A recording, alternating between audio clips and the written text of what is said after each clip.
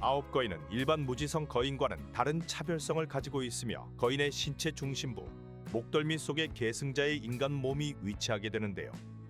이는 근육과 심줄로 연결되어 있고 이들은 모두 유미르의 저주라는 제한 아래 존재를 하고 있습니다.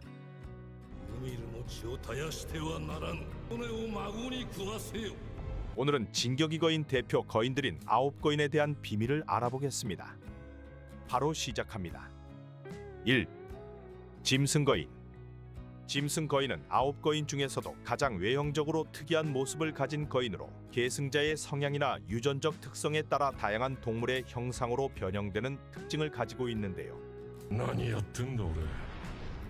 전형적인 인간형 거인이 아니라 원숭이, 악어, 사슴, 양 등 각종 동물과 유사한 외형으로 나타나며 이로 인해 전투 방식과 능력 또한 천차만별로 달라지곤 합니다. 이 거인은 본래 톰 쿠사바라는 의사가 계승하였고 이후 지크 예거가 이를 이어받아 진격의 거인 세계관에서 중요한 역할을 수행하게 되는데요. 지크 예거의 경우 짐승 거인을 거대한 침팬지 형태로 구현했고 이와 함께 압도적인 투척 능력을 발휘했습니다. 그는 바위를 집어 수백 미터 떨어진 곳에 있는 병사들을 명중시키는 수준의 정확도와 파괴력을 갖춘 포격형 전투를 선보이며 호병 거인이라는 별명을 얻게 되었는데요.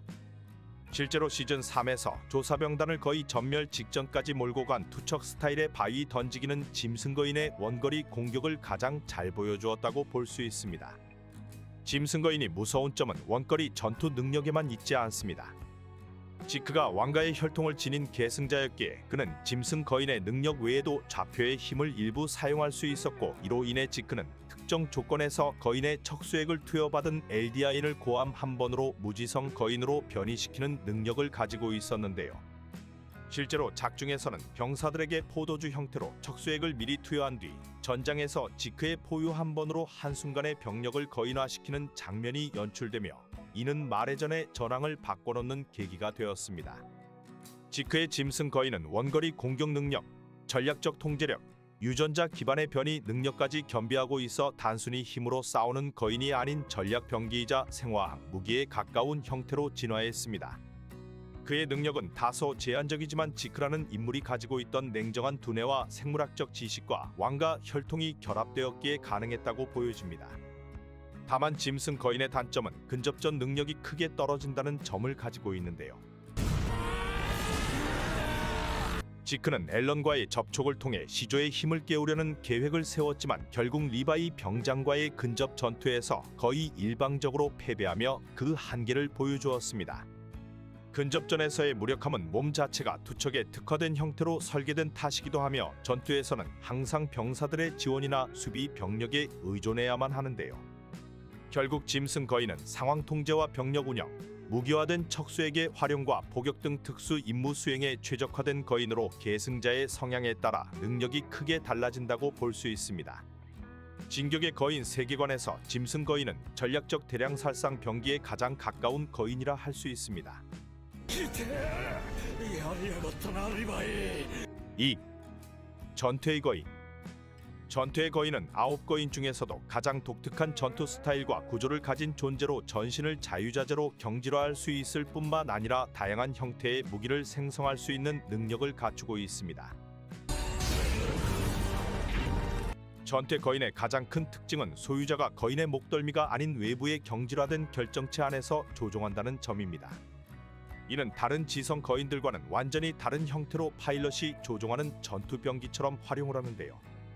라라 타이버는 자신의 몸을 수정체 안에 감싸 안전하게 보호한 채 전투의 거인을 원격 조종하듯 움직였으며 거대한 망치와 창과 기둥 등의 무기를 만들어내며 압도적인 전투력을 보여주었습니다. 이 능력은 거인의 살덩이로 경질화된 무기를 생성해내는 일종의 거대 3D 프린터 능력으로 진격의 거인 세계관 내에서 전례가 없는 기술이라 볼 수 있는데요. 초반 말의 축제에서 앨런과의 전투에서 처음 모습을 드러낸 전투의 거인은 진격의 거인을 압도하는 파괴력과 정밀한 무기 조작으로 도시를 초토화시키며 전략형 거인의 위용을 보여주었습니다. 단순히 덩치나 힘만으로 싸우는 다른 거인들과 달리 전투의 거인은 도구를 활용한 전략적 공격과 방어를 병행할 수 있는 전장 지휘형 병기라 볼 수 있는데요.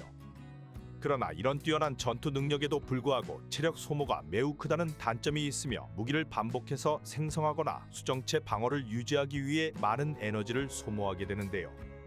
조종 방식 특성상 장거리 기동에는 적합하지 않고 특히 전투의 거인의 힘을 발휘하는 동안 파일럿의 체력이 고갈되면 곧바로 기능이 마비되어 버립니다.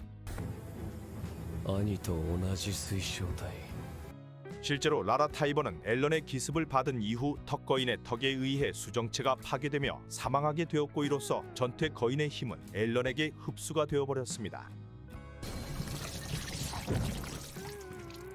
3. 진격의 거인. 진격의 거인은 9거인 중에서도 가장 철학적이며 상징적인 존재로 단순한 힘을 넘어서 시간을 관통하는 기억 공유 능력을 지니고 있습니다. 첫 등장 시 별로 세지 않은 거인이구나 싶었지만 진격의 거인의 능력은 현재의 계승자가 과거는 물론 미래 계승자의 기억까지 엿볼 수 있도록 하며 그 결과 시간선이 일직선이 아닌 고리처럼 연결되는 독특한 설정을 만들게 됩니다. 대표적인 예시가 바로 앨런 예거가 미래의 자신으로서 과거의 아버지 그리샤 예거에게 영향을 주는 장면인데요.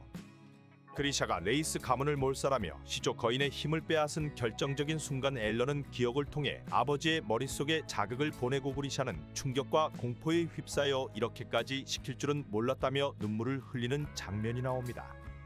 이는 단순한 계승의 흐름이 아니라 진격의 거인이 시간 넘어 의지를 전달할 수 있다는 강력한 설정을 드러내고 있습니다.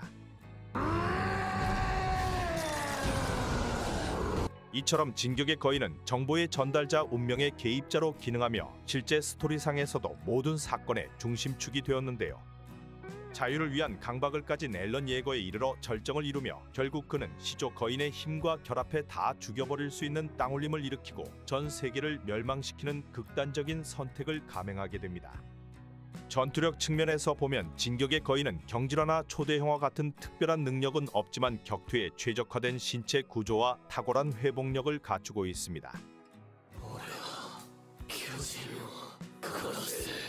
4. 차력 거인. 차력 거인은 9거인 중 가장 독특한 특성을 가진 거인으로 장시간 거인화가 가능한데요. 기계 장비를 탑재할 수 있는 유일한 거인으로 계승자인 비크핑거는 마레의 전사 중 하나였으며 뛰어난 전술 감각과 판단력으로 차력 거인의 전략적 활용도를 극대화한 인물입니다. 다른 거인들이 거인화를 유지하는 것에 비해 차력 거인은 며칠에서 몇 달까지도 거인화 상태를 유지할 수 있어 장기 작전이나 정찰 임무에 매우 적합하다고 보여지는데요. 실제로 피크는 몇 달 동안 거인 상태로 말의 전선을 누비며 정찰과 보급 병기 운반을 수행한 것으로 알려져 있습니다. 차력 거인은 몸뚱이에 무기를 설치할 수 있으며 몸 위에 중기 관총이나 탄약 박스 그리고 포탑이나 방탄 갑옷 등을 설치해 병사들이 올라타 전투를 수행하게 만드는데요. 기동성과 회복력이 뛰어난 데다 사족보행 형태로 빠르게 이동할 수 있어 전장을 누비는 데 매우 유리합니다. 그러나 이러한 특수한 활용성에도 불구하고 전투력 자체는 낮다고 볼 수 있습니다. 거인이지만 체급이 작고 직접적인 전투에서는 방어력과 공격력이 부족하다 볼 수 있는데요. 무기 장착 없이 다른 지성 거인과 1대1로 맞붙는 상황이 온다면 그냥 골로 간다고 볼 수 있습니다. 실제로 피크는 직접 전투보다는 항상 병기 운용과 서포트 역할에 집중하며 전략적 기동과 후방 지원에 주력하는 거인이라 보여집니다. 5. 여성형 거인. 여성형 거인은 9거인 중에서도 가장 다재다능한 능력을 지닌 거인으로 평가받고 있으며 이름 그대로 여성적인 체형을 지닌 거인인데요. 조사병단이었던 애니 레오나트가 계승자로서 사용하며 격투술과 전략적 판단을 바탕으로 전장을 누비는 모습을 보여주었습니다. 특히 애니는 조사병단 훈련소 시절 미카사와 나란히 상위권에 올랐던 격투 실력자였으며 이러한 신체적 기술이 거인화 후에도 그대로 반영되어 미친 듯한 강함을 보여주었는데요. 다른 거인들과 달리 단순한 힘싸움이 아닌 격투 기반 전투가 가능한 거인으로 여성형 거인의 대표적 특징 중 하나는 부분 경질화 능력으로 볼 수 있습니다. 애니는 팔이나 다리의 특정 부위를 경질화하여 주먹이나 발차기 등 공격에 활용하며 조사병단을 상대로 손날 형태로 경질화된 손을 휘둘러 단숨에 여러 병사를 베어내는 장면도 보여주었는데요. 또한 기동성과 지구력도 뛰어나 빠르게 이동하면서 유연한 전투가 가능하며 실제로 숲속에서 리바이 분대의 포위망을 뚫고 탈출할 정도의 민첩함을 보여주었습니다. 여성형 거인은 또한 울음소리를 통해 무지성 거인을 불러 모을 수 있는 특수한 능력도 지니고 있어 위기 시 이를 방패 삼아 빤스런을 하거나 상황을 역전시키는 전략적 수단도 갖추고 있습니다. 이러한 면에서 애니는 단순히 강한 거인이 아닌 상황에 따라 유연하게 대응하는 올라운드형 전사로서의 진면목을 보여주고 있으며, 애니는 월로즈 붕괴의 위기 직전 정체가 드러나자 스스로를 결정체로 감싸고 장기간 동면하는 생존형 경질화까지 보여주었습니다. 6. 갑옷거인. 라이너의 갑옷거인은 전신 경질화 능력이 특징인데요. 이 외피는 조사병단의 입체기동 장비 칼날은 물론 초기의 대포조차 통하지 않을 정도로 단단하고 초반에는 거의 무적에 가까운 존재로 그려지기도 하였습니다. 1対1なら俺は勝てる。 실제로 월마리아의 대문을 몸통 박치기로 박살낸 장면은 갑옷거인의 위력을 단적으로 보여주는 상징적인 장면이라 볼 수 있는데요. 하지만 이러한 강력한 방어력에도 불구하고 경질화는 특정 부위에 집중되면 쉽게 깨질 수 있는 단점이 있습니다.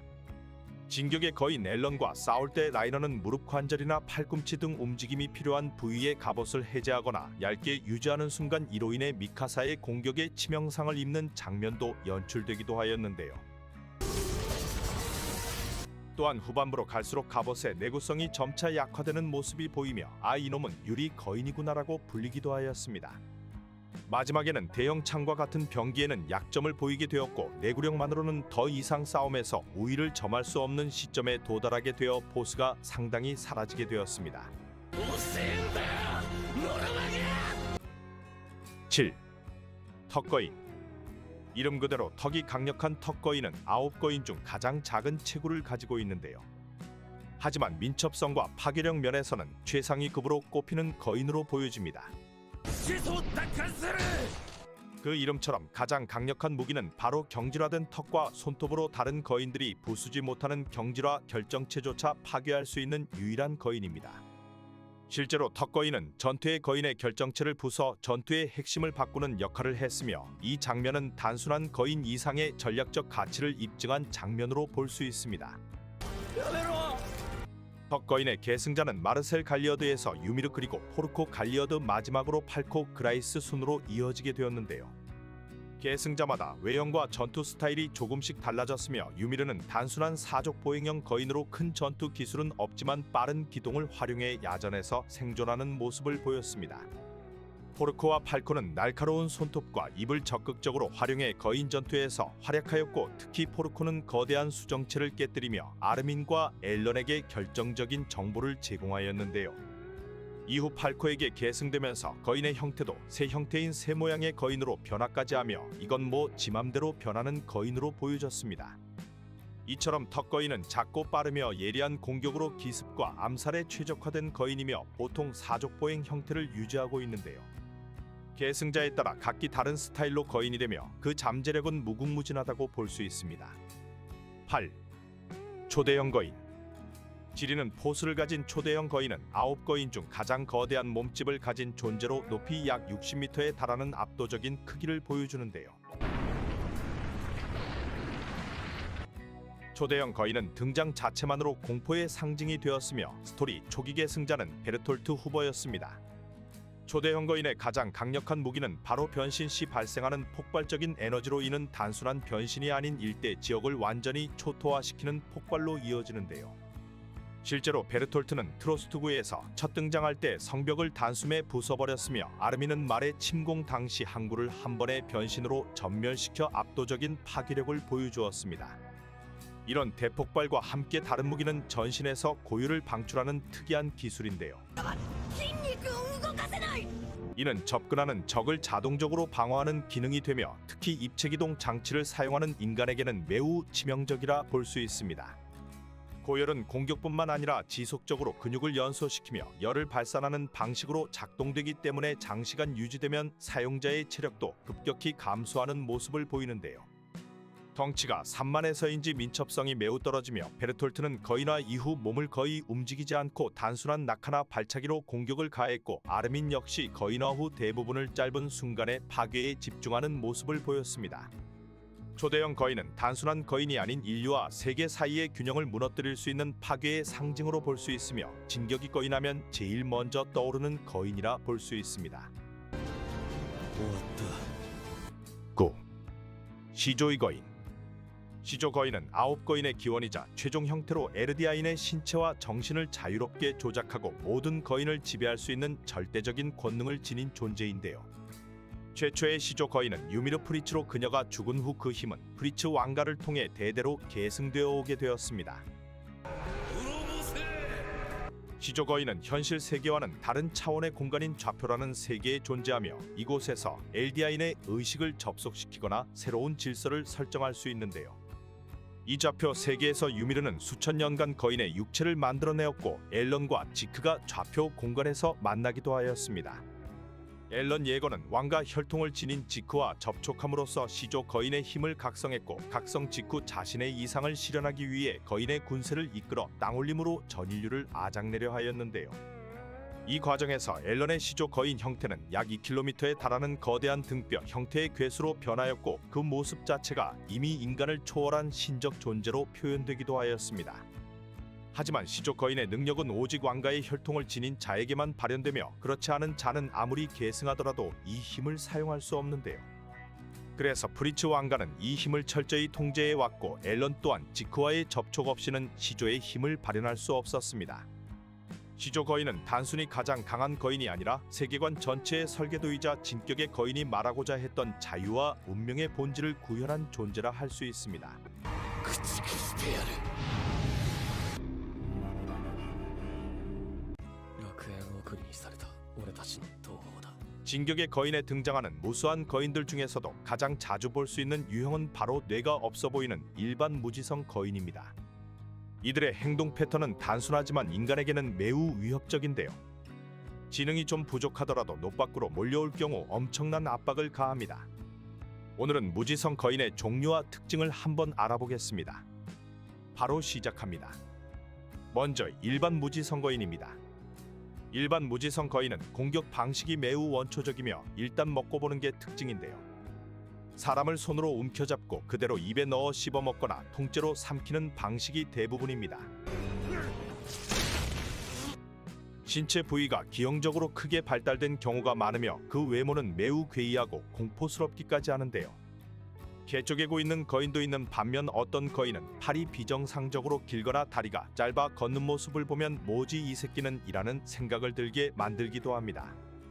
이런 노빠꾸 무지성 거인은 보통 말의 제국에서 만들어지는데요.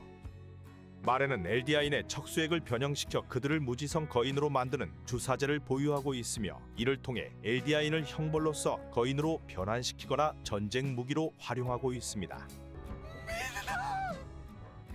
이들을 이용해 조사병단 코니의 고향 마을인 라가코 마을이 완전히 사라지기도 하였으며, 주민들이 무지성 거인으로 변하는 모습도 보여주었는데요. 이 마을의 모든 주민들이 지크의 포효에 의해 한순간에 거인으로 변했고, 코니의 어머니는 움직이지 못하는 상태로 마을 중심에 누워있는 거인으로 등장하였습니다. 무지성 거인은 지성 거인과 달리 인간의 기억이나 감정을 거의 가지고 있지 않으며 단순히 먹는 행위 자체에 집중하는데요. 그럼에도 일부 무지성 거인은 과거 인간이었던 기억의 파편을 가지고 있는 것처럼 보이는 장면을 보여주기도 하였습니다. 한지 조에가 과거 실험하던 무지성 거인 소니와 비는 사람의 말을 이해하지 못하지만 인간에게 관심을 보이며 고개를 기울이거나 반응하는 행동을 보이기도 하였는데요.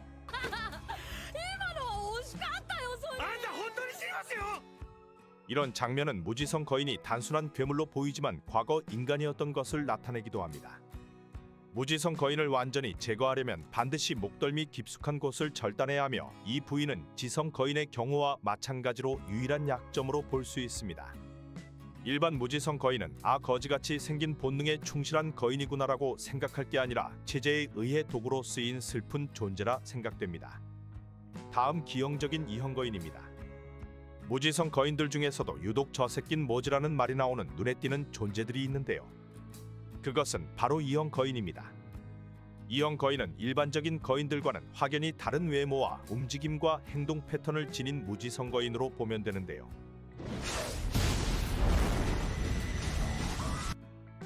이형 거인은 명확한 기준이 있는 분류는 아니지만 누가 봐도 저놈은 뭔가 다르다 싶은 특징을 가지고 있습니다.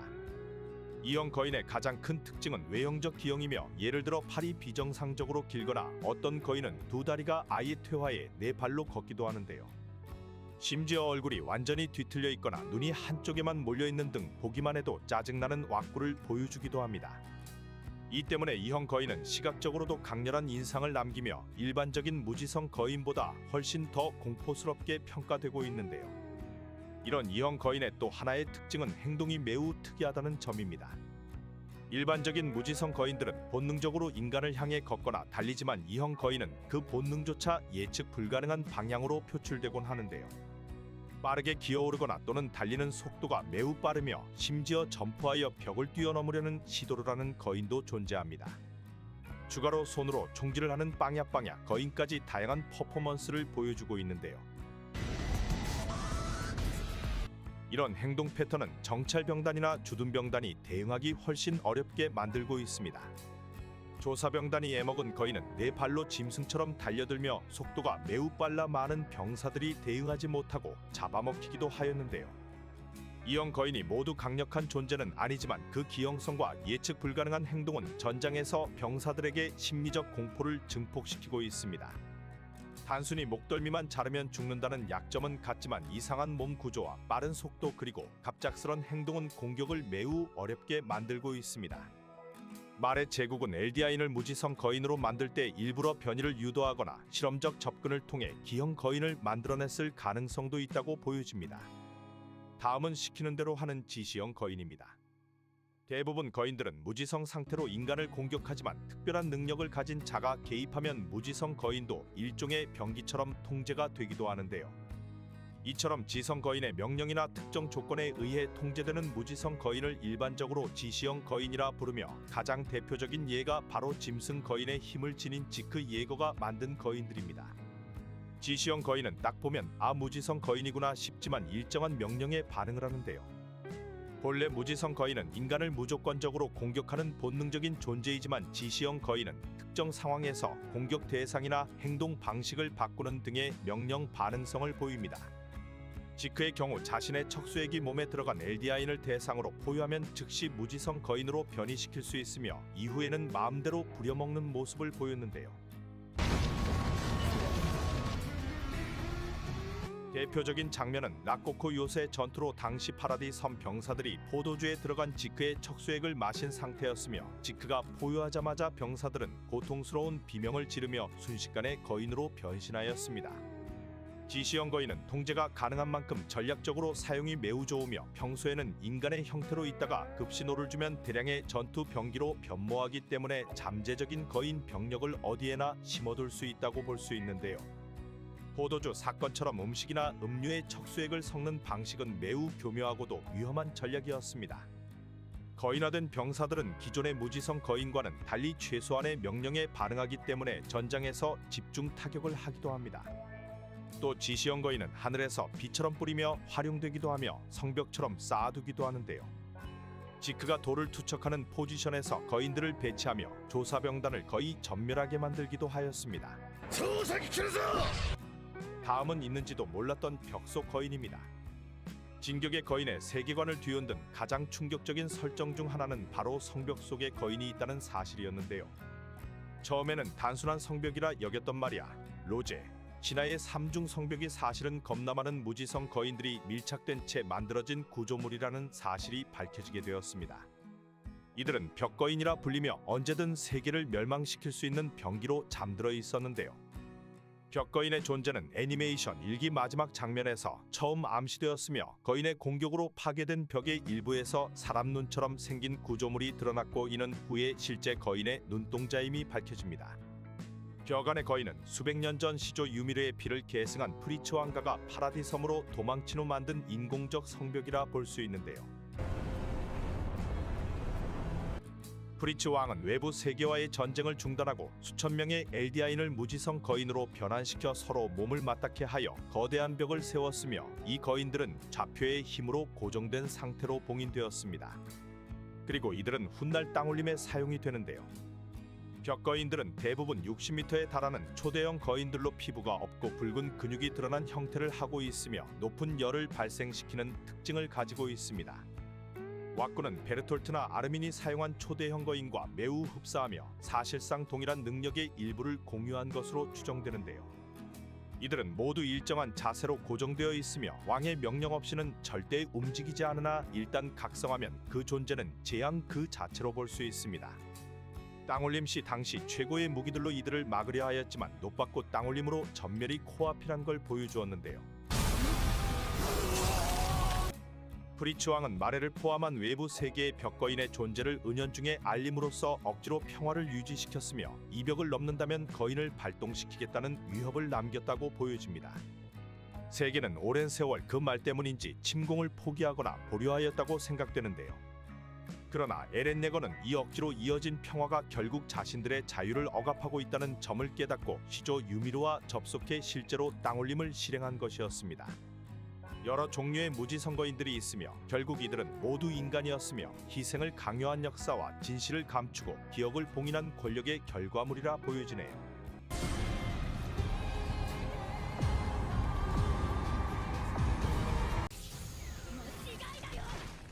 오늘은 진격의 거인을 대표하는 9거인의 전투력 순위를 알아보겠습니다.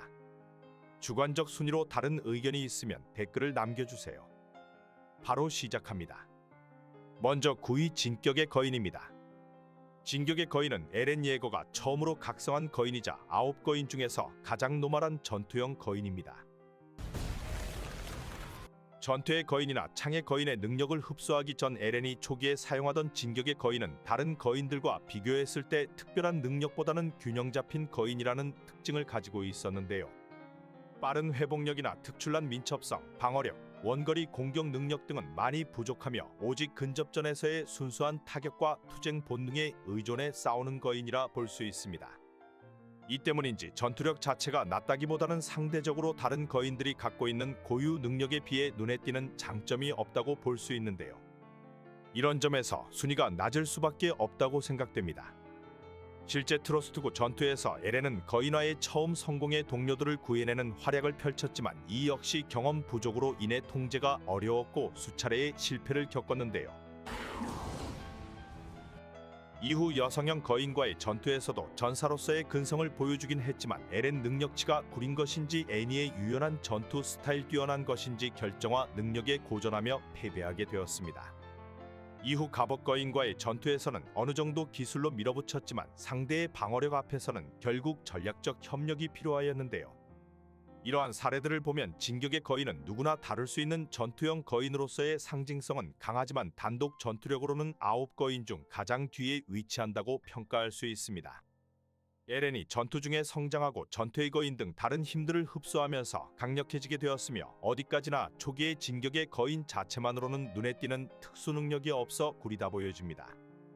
다음 8위 시조의 거인입니다. 시조 거인은 9거인 중에서도 가장 상징적이고 신화적인 위치에 있는 거인이며 그 능력만 놓고 보면 단연 세계 최강이라고도 볼 수 있습니다. 좌표를 통해 모든 엘디아인의 기억과 유전자를 조작할 수 있고 무수한 무지 선거인을 탄생시키거나 통제하는 것도 가능합니다. 그러나 시조 거인의 결정적인 한계는 그 능력을 사용할 수 있는 조건이 매우 까다롭다는 점인데요. 기본적으로 시조 거인의 힘은 왕가의 피를 지닌 자와의 접촉이 있어야만 발현되고 그렇지 않으면 아무리 시조의 거인을 계승했더라도 평소에는 그 어떤 능력도 사용할 수가 없는데요. 프리다 레이스는 시조의 거인을 계승하고 있었음에도 불구하고 왕가의 이념에 갇혀 실질적으로 아무런 행동을 취하지 않았으며 그리샤가 그녀를 처치하고 힘을 빼앗은 뒤에도 곧바로 발현할 수 없었습니다. 에렌이 시조의 힘을 본격적으로 발현한 것은 지크와 접촉한 이후이고 이 역시도 수많은 조건과 상황이 맞물렸을 때 비로소 가능했습니다. 지크와의 접촉 후 에렌은 거인의 좌표 공간에서 유미르와 조우 그리고 그를 설득함으로써 시조 거인의 능력을 자유롭게 활용하게 되었는데요. 이때 발동된 것이 바로 땅올림입니다. 무수한 초대형 거인을 동원해 전 세계를 짓밟는 이 계획은 시조 거인의 능력이 얼마나 강력한지를 단적으로 보여주는 예라고 보여지는데요.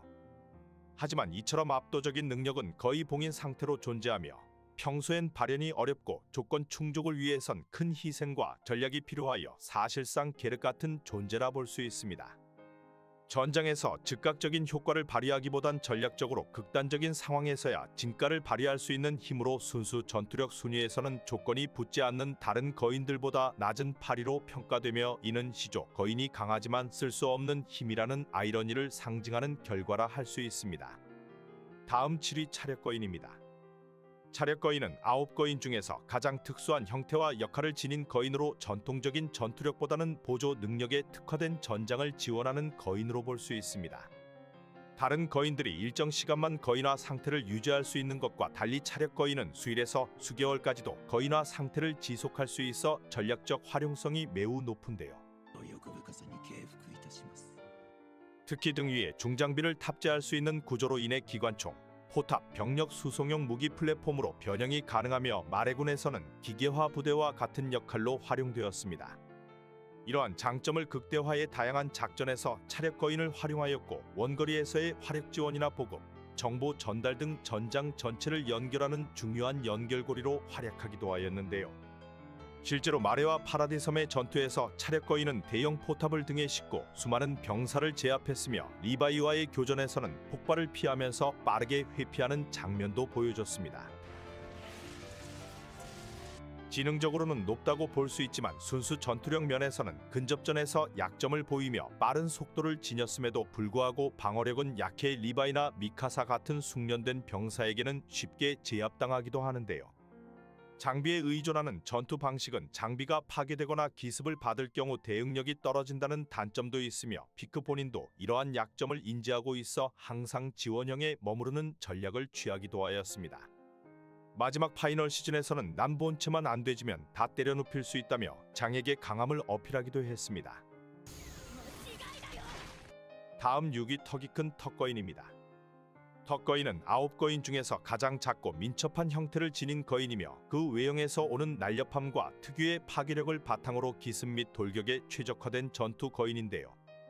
무엇보다도 턱거인의 가장 큰 특징은 직설적으로 말 그대로 어떤 물질이든 파괴할 수 있는 강력한 턱과 손톱을 가지고 있다는 점에 있습니다.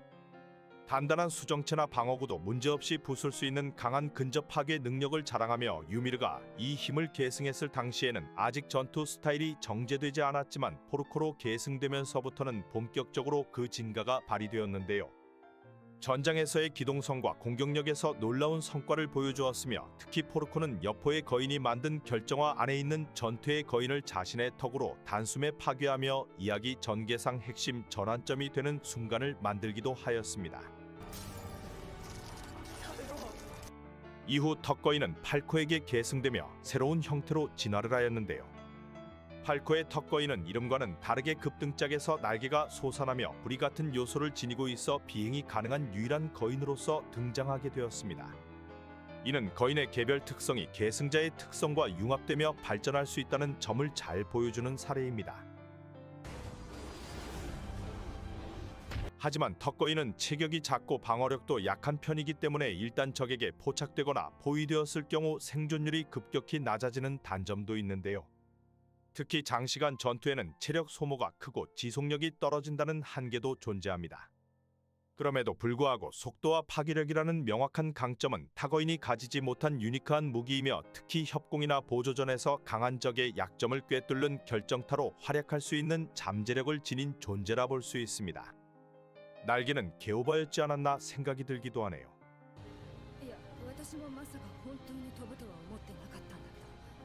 다음 5위 여성형 거인입니다. 여성형 거인은 9거인 중에서 가장 다재다능한 전투 능력을 지닌 거인으로 볼 수 있는데요. 이는 애니 때문인지 그냥 원래 거인 특성인지는 애매하지만 균형 잡힌 신체 구조와 다양한 보조 능력을 바탕으로 전장에서 유연하게 대처할 수 있는 것이 특징입니다.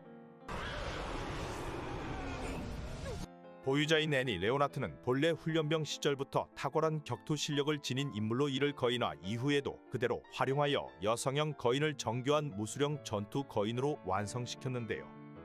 단순한 타격이 아닌 발차기, 회전 기술, 관절 꺾기 등 인간형 격투기 기반의 움직임은 다른 거인들보다 훨씬 전략적이고 계산된 전투를 가능하게 하며 이는 집단 전투나 제한된 공간에서도 강력한 위력을 발휘하고 있습니다.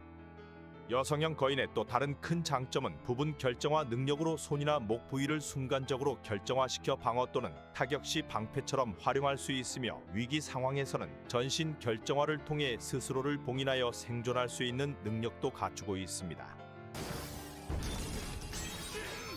또한 포효를 통해 주변의 무지성 거인을 자신에게 유도할 수 있는 희귀한 능력도 보유하고 있어 상황에 따라 군단을 이끄는 역할도 수행할 수 있는데요.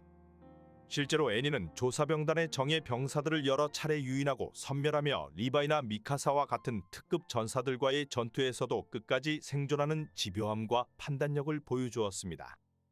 하지만 리바이와의 전투에서는 순간적인 속도와 반사신경에서 밀려 회피나 대응이 어려운 모습을 보여주었고 결정화 상태로 오랜 시간을 보내는 동안 전장에서의 영향력은 크게 줄어들게 되었는데요. 그럼에도 여성형 거인은 근접전, 방어, 유인, 생존 등 다양한 상황에 효과적으로 대응할 수 있는 다목적 거인으로 평가되며 특정 능력 하나에 특화된 거인들보다는 전반적인 활용도가 높다고 볼 수 있습니다. 다음 4위 짐승 거인입니다. 짐승 거인은 9거인 중에서도 가장 독특한 왁구를 가지고 있으며 전투 스타일 또한 일반 거인과는 달라 임팩트가 강한 거인이었는데요. 특히 보유자인 지크 예거의 손에 의해 전략적 가치와 전투 능력을 극대화한 거인으로 볼 수 있습니다. 짐승 거인의 가장 강력한 특징은 돌이나 포탄 같은 물체를 멀리 던져 대규모 살상을 유도할 수 있는 압도적인 원거리 포격 능력이 있으며 이는 마치 포병부대처럼 넓은 범위의 적을 무차별적으로 공격하는 데에 효과적인데요. 실제로 트러스트 외곽 전투에서 짐승 거인은 수백 명의 병사들을 단 몇 차례의 돌투척으로 몰살시켜버렸으며 전투의 흐름을 완전히 뒤집는 장면을 보여주기도 하였습니다. 이는 단순한 힘이 아닌 목표를 정확히 조준하는 지크의 기술과 판단력이 더해져 가능한 결과였으며 거인 중 유일하게 장거리에서 압도적인 화력을 발휘할 수 있는 존재로 각인되었습니다. 이와 함께 짐승 거인은 지크가 왕가의 피를 지닌 인물이기 때문에 좌표의 일부 능력도 발현할 수 있었는데요. 그 대표적인 예가 자신의 척수를 활용해 엘디아인들을 무지성 거인으로 변이시키고 이들을 자유자재로 조종하는 능력입니다. 이는 일종의 생물 병기처럼 인간 병사들을 즉각 거인 병사로 전환해 전장에 투입할 수 있게 되는데요. 그러나 이러한 압도적인 전투 능력에도 불구하고 짐승 거인은 근접전에서 치명적인 약점을 가지고 있습니다. 대표적인 사례가 리바이와의 전투로 지크는 기습을 감지하지 못하고 한 번에 제압당하며 거인화 상태임에도 반격조차 제대로 하지 못한 채 패배하였는데요. 이는 짐승 거인이 원거리 전투에 너무 최적화된 나머지 돌발적인 근접 상황에선 취약하다는 점을 드러낸 것이며 실제로 이후의 전투에서도 근접에서는 별다른 반격 없이 후퇴하거나 탈출하는 모습을 자주 보여주기도 하였습니다. 전장의 흐름을 주도하는 능력까지 보았을 때 짐승 거인은 매우 위협적이라 볼 수 있습니다. 다음 3위 갑옷 거인입니다. 갑옷 거인은 9거인 중에서 방어력 면에서 단연 최강의 성능을 자랑하는 거인인데요. 외형적으로도 이름 그대로 전신이 갑옷처럼 단단한 판때기로 둘러싸여 있어 전장에서의 생존력과 돌진력 모두에서 탁월한 위력을 발휘하고 있습니다. 보유자인 라이너 브라운은 이러한 특성을 활용해 공격뿐만 아니라 방어, 돌격, 육탄전 등 다양한 전투 상황에서 전선의 선봉을 담당하고 있었는데요. 갑옷 거인의 핵심 강점은 외부의 물리적인 충격을 방어하는 능력으로 예를 들어 총탄, 대포, 칼날 등 대부분의 무기를 무효화시킬 수 있는 고강도 방어력을 기반으로 움직이고 있습니다. 에렌과의 격투전에서 갑옷 거인은 상당히 안정적인 자세를 유지하며 초반 전투에서 우위를 점하기도 하였으며 갑옷으로 감싼 팔과 다리는 강력한 타격 무기로도 활용하기도 하였는데요. 이는 몸 전체를 던져 밀어붙이는 기술과 벽을 넘거나 적을 제압하는 데 효과적이었습니다. 다만 이러한 압도적인 방어력에는 단점은 존재하였는데요. 갑옷이 두꺼운 만큼 기동성이 떨어지며 관절이나 틈새 같은 부위는 상대적으로 취약해 결정적인 순간에는 적에게 약점을 공격당하며 실제로 에렌이 격투술과 전략으로 라이너의 관절을 집중 공격해 승리를 거두기도 하였습니다. 초기 등장부터 끝까지 살아남은 인물이며 1대1 맞다이로 본다면 충분한 강함을 갖추고 있다고 보여집니다. 다음 2위 전투의 거인입니다. 전투의 거인은 9거인 중에서도 가장 독특하고 창조적인 전투 능력을 지닌 거인으로 무기 생성이라는 압도적인 활용도를 가진 전술형 거인입니다. 본래 보유자인 라라 타이버는 외윤의 강의 인상과 달리 전장에서 가공할 전투력을 보여주었는데요. 전투의 거인의 특징은 육체를 지면과 연결된 실 형태로 숨기고 원격 조종하는 방식이 가능하다는 점인데, 이로 인해 다른 거인들과 달리 조종자의 본체가 목덜미에 존재하지 않아 일반적인 급소 공격이 통하지 않는 장점이 있습니다. 同じを完全に吹き飛ばした。俺も同じを念入りに潰した。 라라 타이버는 이 전투 구조를 적극 활용해 쇠망치, 석궁, 칼, 채찍 등 다양한 경질화 무기들을 창조하며 에렌과 미카사를 상대로 연속적인 공격을 퍼부었는데요. 하지만 이런 뛰어난 능력에도 불구하고 조종자의 본체가 완전히 숨겨진 것이 아니라 지면 속 수정체 안에 노출되어 있다는 치명적인 약점이 있었고, 이를 간파한 에렌은 턱거인의 이빨을 이용해 수정체를 파괴하여 전투의 거인을 흡수하는 모습을 보여주었습니다. 이후 전투의 능력은 에렌에게 계승되었으며, 에렌은 이를 진격의 거인 형태에 접목시켜 훨씬 직관적이고 공격적인 방식으로 활용하였는데요. 특히 전투 중 등의 가시를 생성하거나 바닥을 덮는 방식으로 방어와 역습을 동시에 노리는 형태의 경질화 응용을 보여주었고, 이는 라라 타이버와는 완전히 다른 스타일로 전투의 능력을 사용했다고 볼 수 있습니다. 특화된 전투력과 창조성을 갖췄으며 본체가 있는 수정체를 깨부수림이 없다면 사실상 이길 거인은 거의 없다고 보여지네요. 마지막 1위 겁나 큰 초대형 거인입니다. 초대형 거인은 9거인 중 가장 거대하며 그 이름에 걸맞게 등장 자체만으로도 압도적인 파괴력을 보여주는 거인입니다. 보유자인 베르톨트와 이후 계승자인 아르민 모두 초대형 거인의 힘을 활용해 도시 하나를 단번에 날려버릴 수 있는 장면을 보여주었으며, 이는 전투력뿐 아니라 전장의 분위기까지 송두리째 바꾸는 상징적인 보여주었는데요.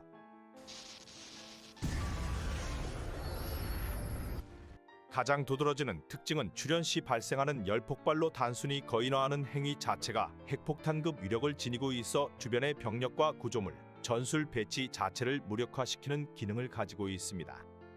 이러한 파괴력은 방어가 불가능에 가깝기 때문에 초대형 거인이 거인화하는 순간 이미 절반 이상의 전투가 끝난 것이나 다름없을 정도로 강력하다고 볼 수 있습니다.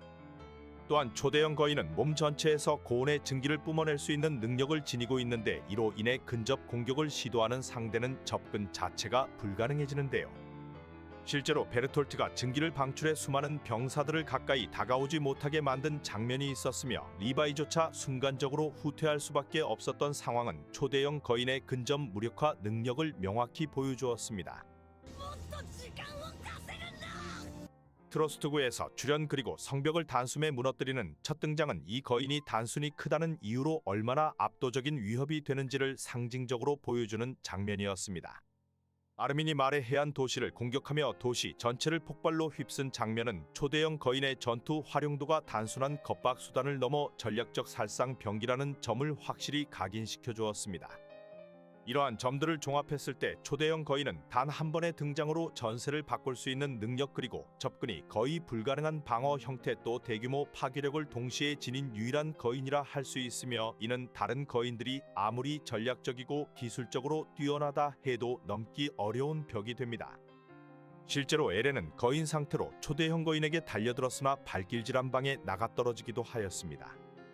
단점으로는 움직임이 느리고 거인화 후 체력 소모가 크다는 점이 있지만, 그럼에도 불구하고 초대형 거인의 한 방은 수많은 전투를 시작도 못하게 끝내버릴 수 있는 결정적 힘이기 때문에 9거인 중 전투력 순위 1위로 생각됩니다. 감사합니다. 押してる。